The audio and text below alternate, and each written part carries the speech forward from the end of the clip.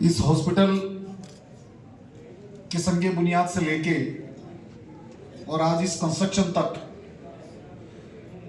आज दो तामीरात होने के बाद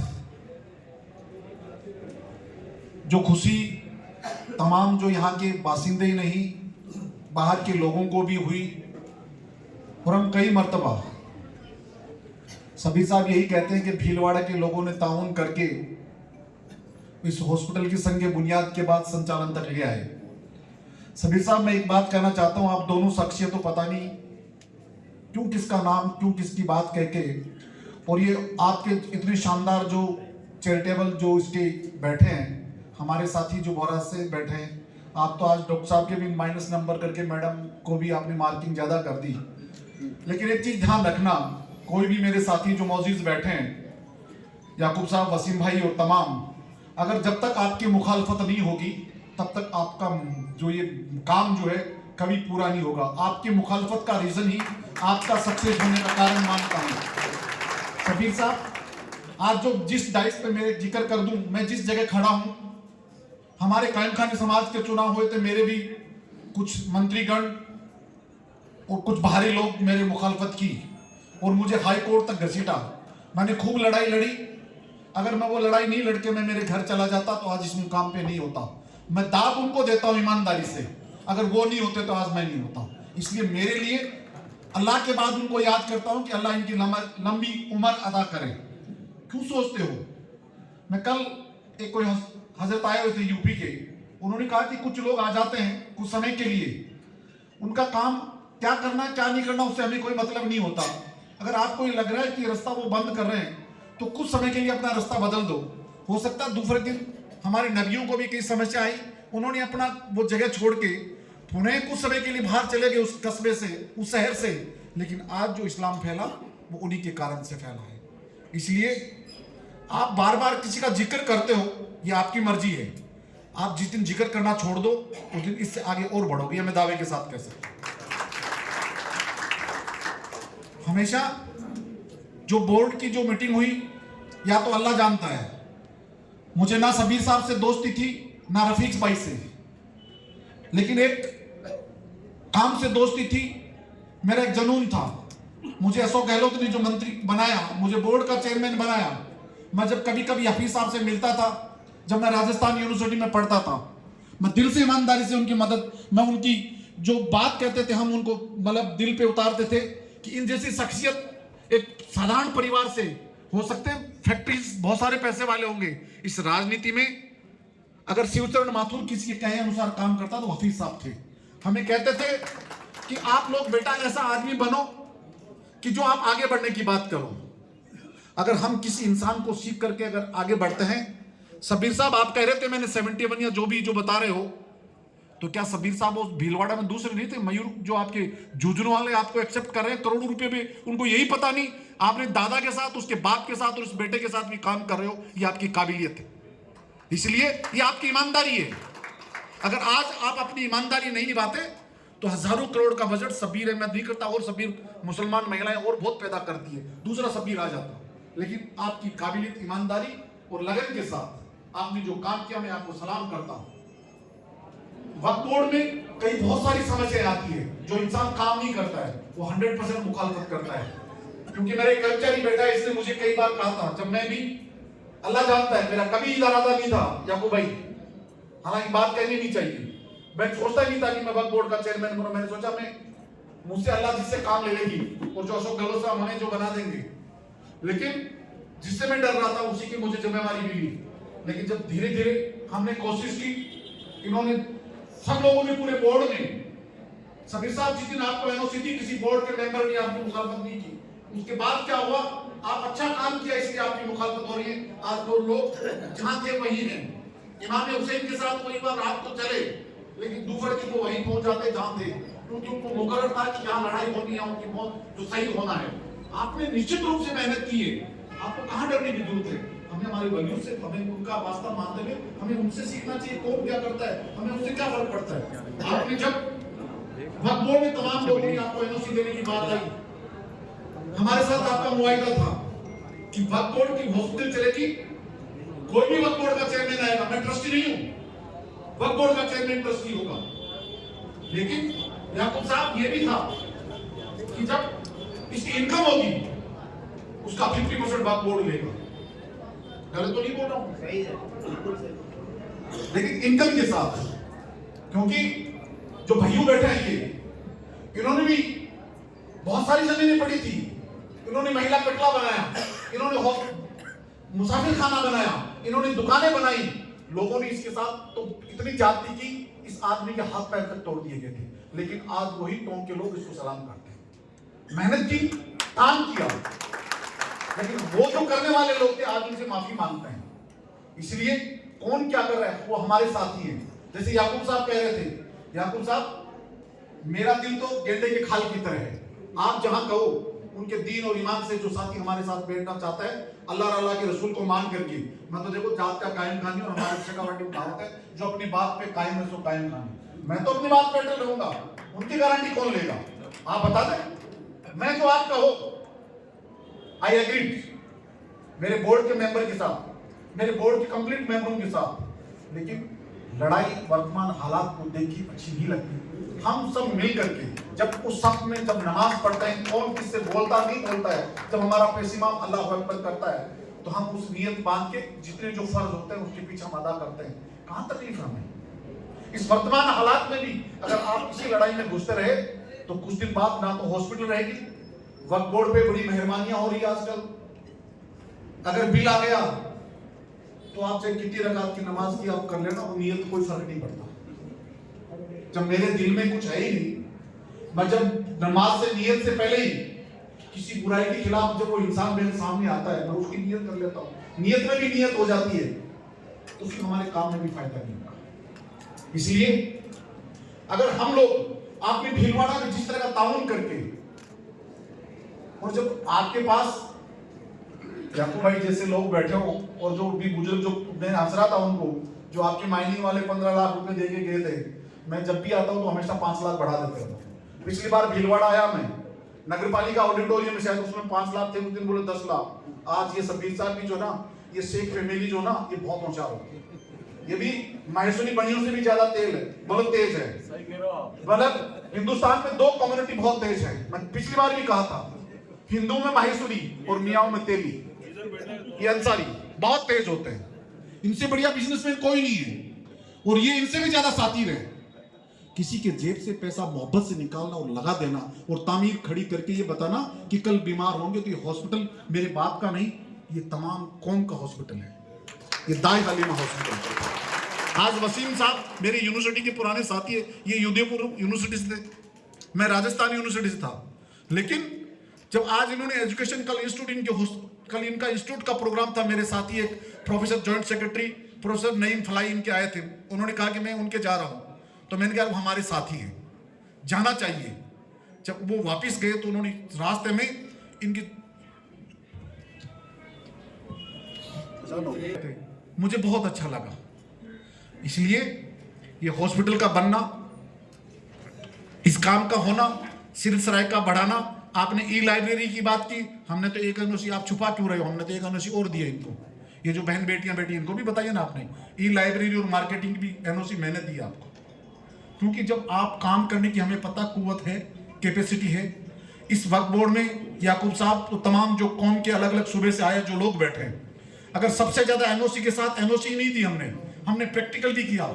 नारड़ दरगाह के अंदर 3.5 करोड़ रुपए जो अशोक गहलोत साहब से लेके जो स्ट्रक्चर खत्म हो चुका था, हमने गेस्ट हाउस, दुकान और वहां पे बढ़ाने का काम किया, जिसमें 30 लाख रुपए कम पड़े, फिर भी हमने वहां व्यवस्था करके 4 करोड़ समथिंग वहां काम करवाया।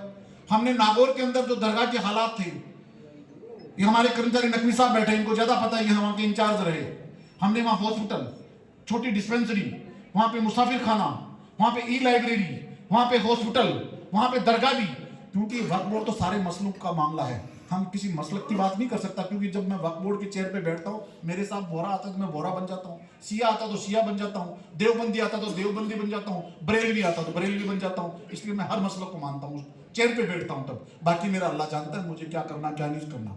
लेकिन जब वहां के लोगों ने किया, जब पिंडवाड़ा जो पिड़ावा के लोग थे, झालावाड़, इनको पता है सबीर साहब को, याकूब साहब, वहां पे मेरे कार्यकाल में हमने वहां पे जब इनको एनओसी दे करके वहां एक अच्छी स्कूल, एक अच्छा मुसाफिर खाना, एक अच्छा मदरसा, एक अच्छी हॉस्पिटल बनाने का काम किया। आप पीड़ावा भी जाकर के देखिए तो सही, 114 दुकान लियाकत साहब से पहले के समय में वहां के एक वक्फ बोर्ड का एक आदमी बाहर का मध्य प्रदेश का आदमी खा रहा था। भला वो एक कस्सा हमारे मेरा जूनियर था आरएस अधिकारी, उसने कहा कि भाईजान ये दुकानें प्रॉपर्टी तो आपकी है, ये रेवेन्यू आपका है। हमने उसे खाली करा के वक्फ बोर्ड की कमेटी बनाई। जितनी मुखालफत आपकी हुई उतनी मुखालफत वहां के भवानी मंडी के चेयरमैन की हुई, क्योंकि आज वो ट्रैक पे आया, दुकानों पे किराया आना शुरू हुआ। हमने सबसे पहले कहा कि वहां के तमाम मस्जिद और मौजिन और पेशी इमाम को सबसे पहले आप उसकी इनकम से सैलरी दीजिए, तब जाके पता लगता है कि वक्फ बोर्ड काम कर रहा है। वक्फ बोर्ड का एक तरीका होता है, किसी को पता ही नहीं होता है, हर आदमी लड़ाई क्यों लड़ता है।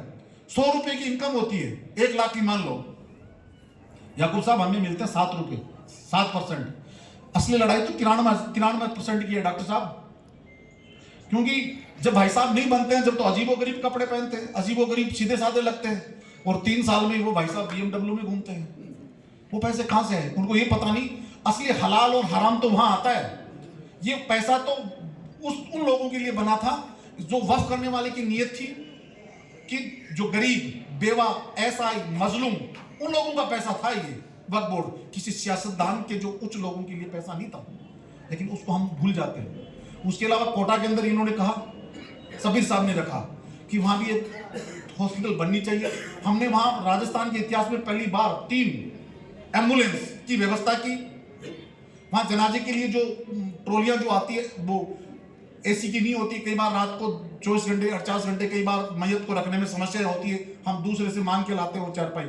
हमने वहां के लोगों ने हमने जिक्र किया तो उन लोगों ने, याकूब साहब करीबन 4 से 5 वो करीबन 50,000 से अबाव की कोस्ट आती है, उन लोगों ने, नौजवान बच्चों ने, आप तो उम्र दराज हो, अभी जवान हो सबीर साहब और ये रफीक साहब, आप अभी बुजुर्ग क्यों हो रहे हो, उम्र क्यों गिना रहे हो, 75 साल का हूं। लेकिन झालावाड़ के अंदर महाबली सरकार की भी दरगाह के अंदर हमने 5 करोड़ से अबाव का काम किया है। आज तक इतिहास में पहले कभी नहीं हुआ। ब्रिज का मान लो, टॉयलेट्स का मान लो, वहां दरगाह में अंदर जो कंस्ट्रक्शन, हर जिले में हमने काम किया है, चाहे अनूपगढ़ हो चाहे गंगानगर हो। हमारे भाई साहब थे मेंबर पहले, वो कारी भी थे, वो बहुत अच्छे आदमी थे, लेकिन भाई साहब ने 40 बीघा जमीन भी अपने बेटों के नाम कर दी, हमने मदरसे के नाम से दी थी।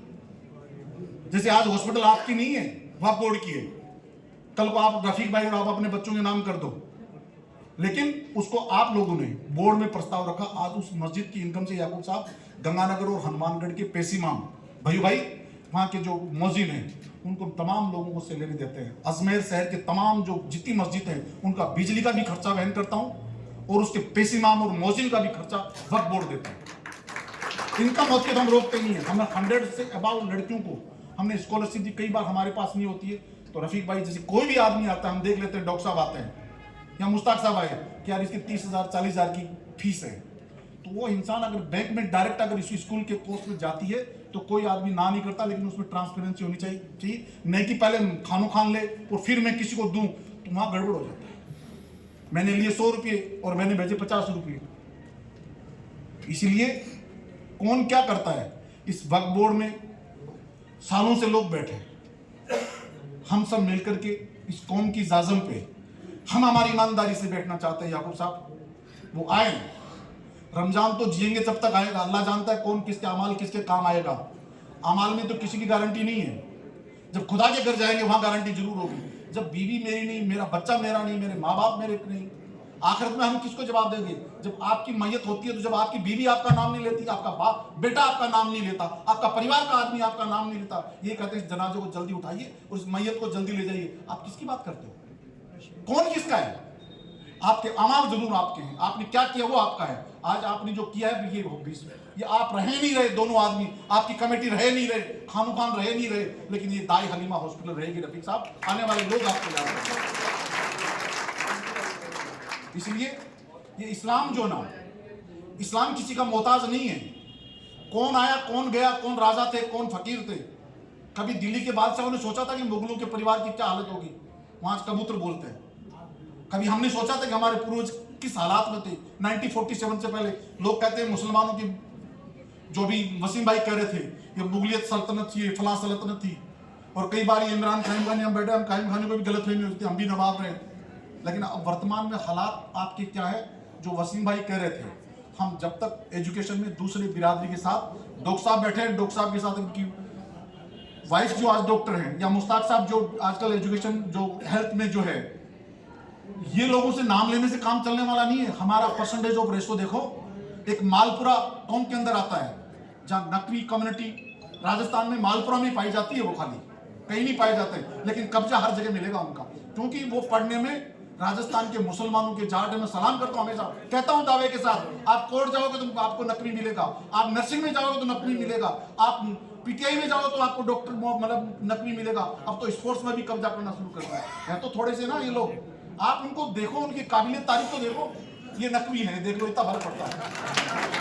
मतलब ये इतने थोड़े से लोग हो गए मुसाफ साहब। अब बच्चे पूछे, राजस्थान के अंदर बाली पाली के अंदर, मालपुरा टोंक के अंदर, या थोड़े बहुत भीलवाड़ा, या फिर सवाईमाधोपुर के अंदर थोड़े से लोग हैं, या फिर हमारे शेखावाटी को अगर आप माइनस कर दोगे ना, तो फिर राजस्थान के अंदर भाई टोंक और इस शेखावाटी को निकालने के बाद एजुकेशन का आप जो है, पैसे वाले तो बहुत सारे लोग बैठे हैं इस डाइस पे।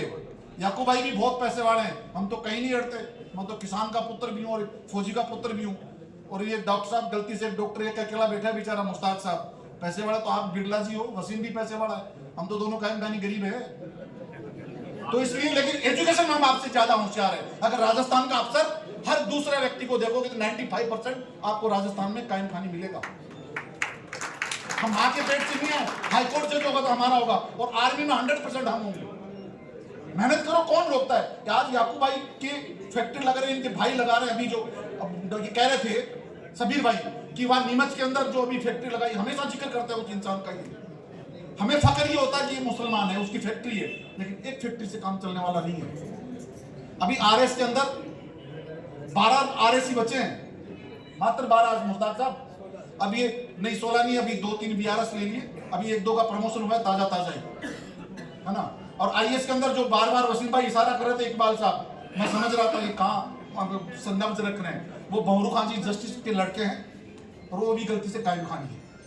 इकबाल मेरा साथी है यूनिवर्सिटी का, और उसमें हेल्थ में भी साइन है, वो भी नर्सिंग देख रहा है, इसलिए वो को टेंशन नहीं है, लेकिन राज आपका है। वसीम भाई आप कितनी मदद करते हो पता लग जाएगा, वो ब्यूरोक्रेट तो आपके साथ दे देंगे, ये मेरी गारंटी है। हमसे जो बन पाएगा हम करेंगे, लेकिन हम कब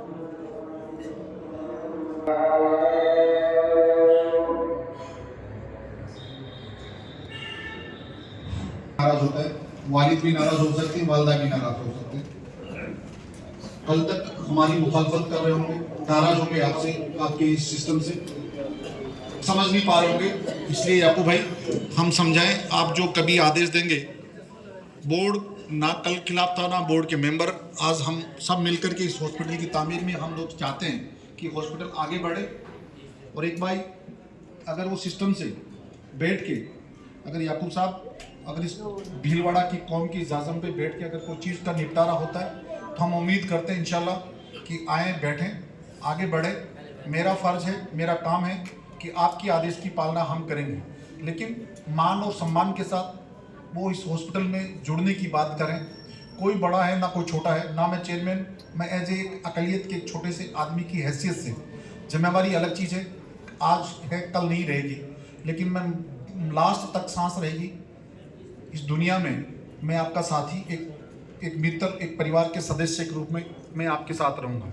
लेकिन जो एजुकेशन की, जो तालीम की जो बात आ रही थी, हम जुड़े, आने वाले समय में इतना फासला हो जाएगा डॉक्टर मुश्ताक साहब कि लड़कियों की जो एजुकेशन बढ़ रही है, हमारे लड़कों की एजुकेशन का जो रेशो डिफरेंस है जो आ रहा है, उसके अंदर आने वाले समय में अयूब साहब रिश्तों की बड़ी मुश्किल हो जाएगी।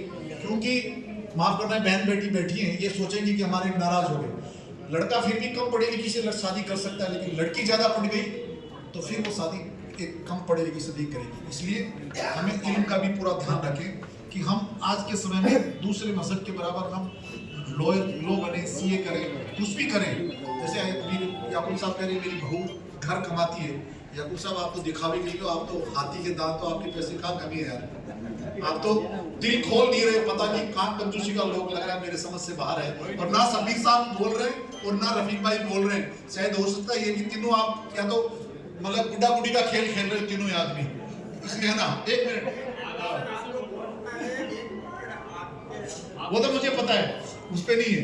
तो आप लोग सब जो है, हम हम जो है मिल करके इस शिक्षा को भी, हालात बहुत खराब है इस एजुकेशन का, जो पहले के समय में वर्तमान समय में जो सीबीएसई बोर्ड की सबीर भाई लाए थे प्रतापगढ़ के अंदर, अगली मीटिंग में हमें किसी कारण से लेट हुआ। सीबीएसई बोर्ड खान सेठ साहब के बच्चों का इंतकाल हो गया, वहाँ भी मुझे इन्होंने कहा 4 बजे खत्म हो जाएगी मीटिंग, मुझे वहाँ भी जाना है, फिर भी जाऊँगा मैं। लेकिन वहाँ भी एक अच्छी स्कूल, उदयपुर वाले मेरे लेफ्ट साइड में बैठे हैं, ये कुरैशी भाषा में कहते हैं कि निकाह थी, यानी ये तेज पड़ा करके हमारे साथ वायदा कुछ किया था, लेकिन इन्होंने उदयपुर वालों ने निभाया नहीं हमारे साथ। मैनेजर साहब कहाँ गए वो? इन्होंने कहा था कि हमारी जमीन का जो चेतक सर्किल पे थी ना, चेतक सर्किल के थी, आधी जमीन हमारी थी, हम हॉस्पिटल या कुछ ऐसी चीज बनाएंगे। हमने कहा वो जमीन अगर आप हॉस्पिटल बनाते हो तो वक्फ बोर्ड आपको साथ देगी। लेकिन इनका थोड़ा थोड़ा काम होने के बाद इन्होंने सोचा हम तो सेफ पॉइंट पे आ गए हैं, अब बिरला से अडानी बनने लग गए।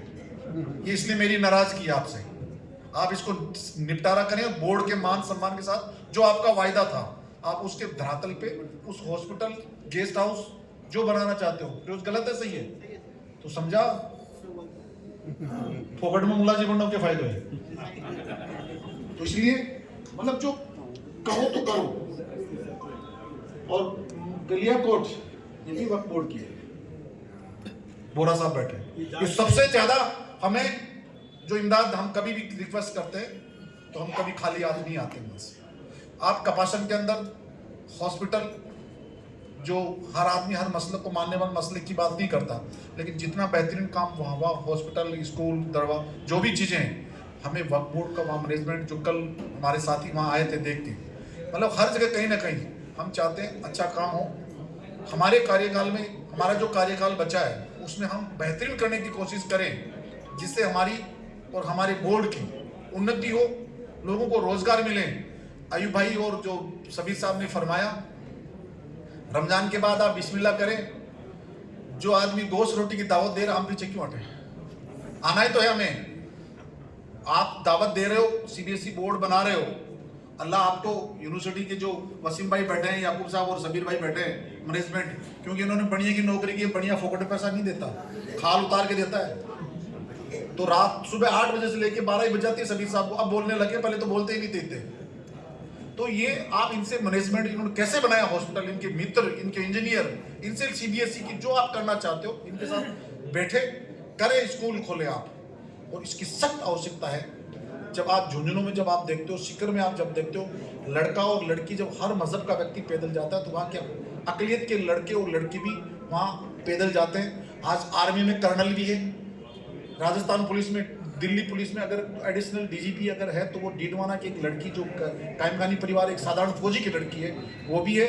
और साइंटिस्ट ऑटो परमाणु में, जिसमें जहाँ पे बॉम्बे के अंदर जिसके वालिद के 6 बच्चियां हों, 2 टीचर और 4 बच्चियां साइंटिस्ट हो, झुंझुनू में एक साधारण टीचर की लड़कियां, हम उन जैसे इंसानों को हमें सलाम करनी चाहिए। अगर भीलवाड़ा की लड़की शाहपुरा के अंदर, तैराकी के अंदर एक वालिद अपने बच्चों, उनकी शायद लड़कियां हैं मुश्ताक साहब, तो वो इंसान को ये शौक हो गया कि मेरी बच्चियां वर्ल्ड लेवल पे जाए, ये शौक हम पूरा करें। तो आज डॉक्टर साहब आपके भी नंबर थोड़े से ठीक ठाक नहीं है, आज आपकी मोहतरमा जो है आज उनके मार्किंग ज़्यादा हो गई है, इसलिए हम हमारी बहन बेटियों को भी पढ़ाएं, बच्चों को भी पढ़ाएं, हम तालीम भी दें, हम भाईचारा रखें। और वर्तमान हालात में हम सबसे, मेरे नौजवान साथी खड़े, हालात बहुत ख़राब हैं, हम दूसरे मजहब की कभी ऐसी कोई क्रिटिसाइज ना करें जिससे किसी व्यक्ति का दिल दुखे, और संवैधानिक दायरे में रह करके हम उस चीज़ का भी ध्यान रखें। गंगा जमनी तहजीब हम भी जानते हैं, लेकिन कुछ मजबूरियां हो जाती है, कुछ मजबूरी हमें सिखा जाती है। वसीम भाई जो कह रहे थे कि उस संविधान के दायरे में एक छोटी जो बड़ी गलती है, जो भी उन्होंने किया, अजमेर में जो गलती हुई, उसका खामियाजा बदनाम कौन होते कि मुस्लिम लड़कों ने, फलां लड़कों ने ये किया, उसका सफ़र आप और हम करते हैं, चाहे चूरू में रहे, चाहे भीलवाड़ा में रहे, चाहे वो टप्पाली में रहे, किसी सूबे में रहे, उसका बुराई का एक पार्ट हम सब बनते हैं। इसलिए हमारे जब नबी, हमारे जो लोग जो अल्लाह के जो उसको मानने वाले, हमारी कुरान ये कहती है हम सब मिलके आए बैठे। ये नहीं कहा कि आपका पड़ोसी मुस्लिम हो, उन्होंने कहा कि आपका पड़ोसी किस मजहब का, उससे मतलब नहीं क्या उसने भरपेट खाना खाया कि नहीं खाया, नहीं खाया तो आपके खाने को हराम बताया, तो हम किसके दूसरे मजहब के व्यक्ति के साथ गलत कैसा कर सकते हैं। ये हमें उनको शिक्षा दे कि हमारे इस्लाम के उस मोहब्बत के पैगाम, इस्लाम कभी तलवार पे थोड़ी फैला, वरना तो मुगल पता नहीं क्या कर जाते। इसलिए इस्लाम तो मोहब्बत का नाम था। हमारा नबी और हमारे रसूल, हमारे जो औलिया जो लोग जो थे, जो गरीब नवाज जो वहाँ की दरगाह में थे, वो कभी लड़ाई लड़के थोड़ी आए थे, वो तो धुनी दगा के जो भी प्यार से मोहब्बत से आते वो बनते गए, नहीं बने उनकी मर्जी थी। इसलिए हम हर मजहब के उस क्राइटेरिया को रखे, कभी भी इस मोबाइल का कम यूज करें। और रात को मेरी हाथ जोड़ के रिक्वेस्ट है कि वालिद और वालिदैन ध्यान रखें, क्या मेरा बेटा ईशा की नमाज के बाद घर आता कि नहीं आता है, क्या फजर को जगता कि नहीं जगता है, फजर की नमाज पढ़ता कि नहीं पढ़ता है।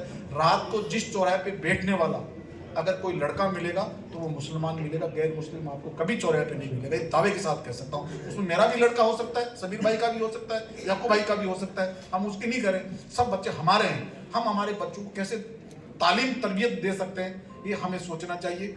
आए बैठें, वक्फ बोर्ड रफीक साहब, लड़ना आपका फर्ज है, लड़े। मैं मेरे दायरे के अंदर जितना कोशिश इसको खाली कराने से, चाहे उसमें मंत्री रामलाल जाट थे, यहाँ का प्रशासन था, आपका सहयोग तो 100% ही।